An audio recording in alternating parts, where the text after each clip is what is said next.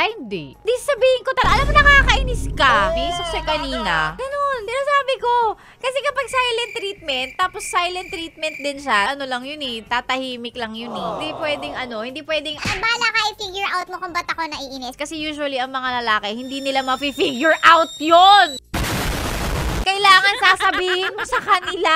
Minsan nga kahit ulit-ulit mo nang sinabing naiinis ka sa ganong bagay, uulitin pa rin nila yung makakalimutan nila yun. So kailangan sabihin mo nang sabihin, hindi uso yung silent treatment. Which is hindi nagagawa ng mga lalaki. Kasi usually yung mga lalaki, pag naiinis sila yung magsha-shutdown. Lalong-lalo pa kung kunwari yung karelasyon mo, non-confrontational na klase ng tao. Like, ayoko lang any confrontation, shutdown ako, bahala ka. Babalik na lang ako kapag okay na ako. tapos yung pagbabalik, yung parang pag naging okay na kayo, tapos ang sasabihin niya, kain ako, ayan ka na naman, magsisimula ka na naman ng away. Ha?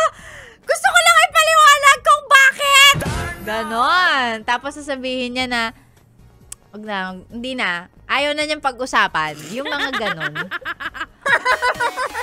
Napayes ka ba sa napanood mo, yes friend? Alam mo na ang gagawin mo, ha? Hit like and subscribe. And click the notification bell para ma-update ka namin. Kung gusto mo, mag-comment ka pa. Hindi ka namin iisnabin. Go, yes, friend!